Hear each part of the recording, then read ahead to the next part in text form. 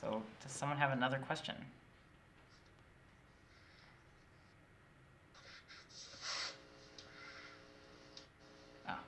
Okay. Yes, we are real people. Yes, so Graham says, asking a live question produced a weird effect, as by now we're very used to hearing recorded video. Yeah, we don't make And mistakes I on can video. also show you, my arm is really not transparent.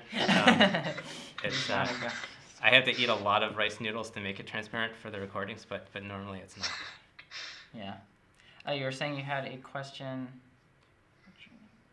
Graham. We click on someone? Okay. Oh. We can click on someone and... Well, you just hover over their name, you can see. Oh, okay. So, Graham, Go do you ahead, have a Graham. question?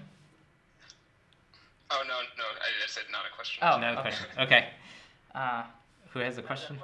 Oh, yeah, Okay, go ahead. yes. Hello? John? Where are you from, John? I'm from New York. I'm from Okay. Oh, hi. Hi, John from New York. What's the question?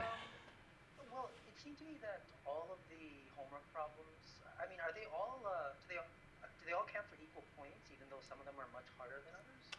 This is very true. Yes, so the question is do the homeworks all count, each question count the same, even though there's a big difference in how hard the questions are? And this is the way things are now, that every question counts for 1 point, and we don't have a way to give partial credit. This is definitely a limitation of our grading system that we would, there are questions that definitely involve a lot more work than others, and there are questions that we would like to be able to give partial credit for. And that's probably something we'll be able to do in future offerings of the course. At this point, that's a limitation of the way grading works. That, every question's worth the same amount of points. I encourage people not to get too caught up in the grading. So definitely my hope is that for the harder questions that you feel like you've accomplished something and learned a lot by doing it, even if it's only worth 1 point, or even worse if it's worth 1 point, but because of some quirk in the grading system where you forget to remove a stray print or something, you don't get that point. Try not to get too upset and frustrated by that. The goal of the homeworks is really for you to learn from that, and hopefully you feel that you've accomplished something, and even if you didn't get the point because of the way it was graded, you know that you actually were on the right track and understood the things that we wanted you to get out of that question. Expanding on that question, since I did just kind of start today, Okay. I was wondering if the due dates mattered. You should repeat the question. So the question is, since Michelle is starting late, if the due dates matter. And they do in the sense of the grades that you get for the homework are based on the answers that you submit before the due date. They don't matter other than that. So you can do the homeworks after the deadline. If you submit them after the deadline, you see right away whether the answer is correct. So you can get all the same learning benefit out of the homeworks.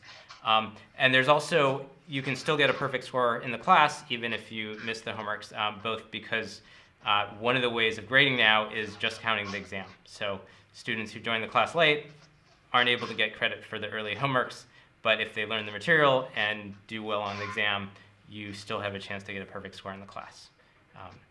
I hope students do value the grades they get on the homeworks, but definitely if you are starting the class late, you can still do the homework, still learn from them, and still have a chance to get a perfect score in the class. Yeah, and part of the reason the due dates are really good is keeping everyone together. And it'd be hard to hold a session like this if we had half our students on Unit 4 and a third on Unit 1 and another third on that's a good point. That there are online classes you can do completely at your own pace, and for many people that works well. For the other people, without having the pressure of a deadline and the community experience of going through a course at the same time and being able to do something like we're doing now with live office hours, you really miss that experience, and it's much harder to keep up with a course if you don't have deadlines. But we don't want people to feel like they're drop out of the course because you missed one deadline because you weren't able to get the grade on that homework.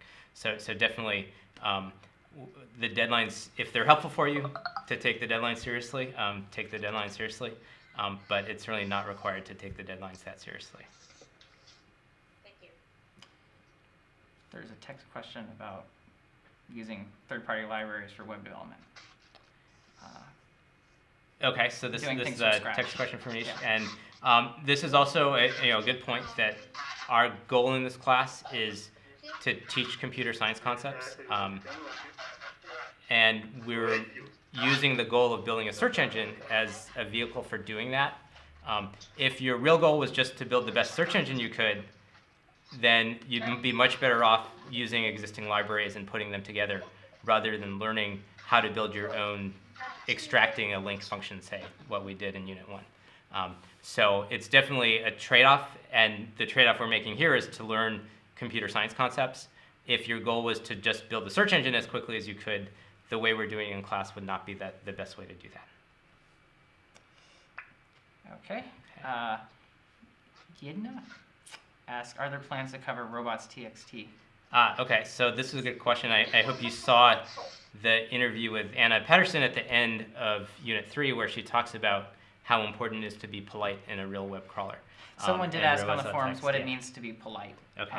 So that might, how can computer be polite to another computer? Yes, and politeness is I'm glad that Anna used the word polite because it's not the normal word people would use, but it's actually a good way to think about it, that just like when people interact, you're not supposed to interrupt people or yell at them all the time. That's impolite to do that. When computers interact with other computers, well, they're not people getting offended in the same way.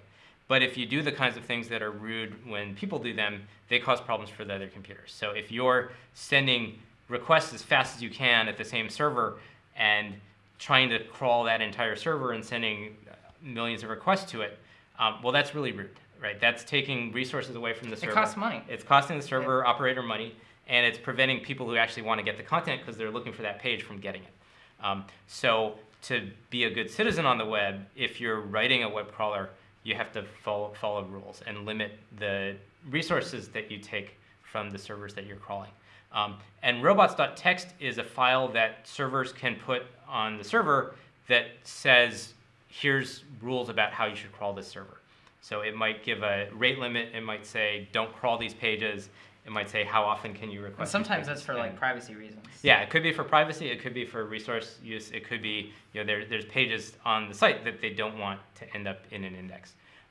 And a well-behaved web crawler will always check this before requesting any other pages from the site.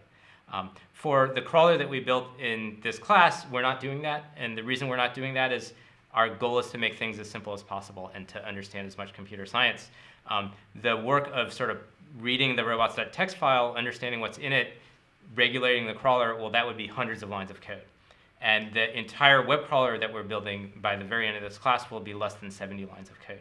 And 70. Our goal is to really make it so you understand everything that's going on in the core web crawler and the search engine. That's all included in the 70 lines, but not need to get into a lot of the details that if you were building a real web crawler, it'd be important to get into.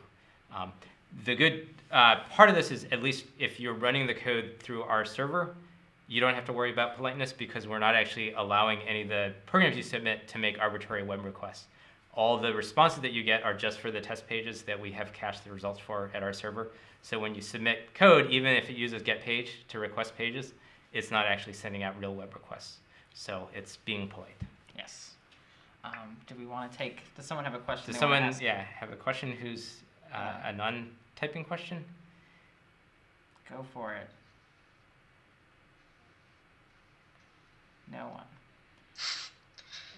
All right. Okay, go ahead. We'll go We have another type one. where are the name? That's an easy one. We can go back to okay. Anisha's, but here's a- Rishav Sarkar wants to know, where did the name Udacity come from?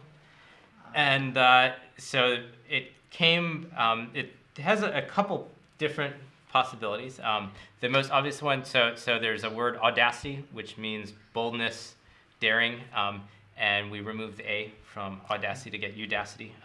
We like it starting with a U because that sounds like a university. The city sort of also sounds like university, so that's where the name came from.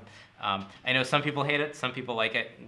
It's the name we're going to use, so I hope everyone comes to like it. Yeah.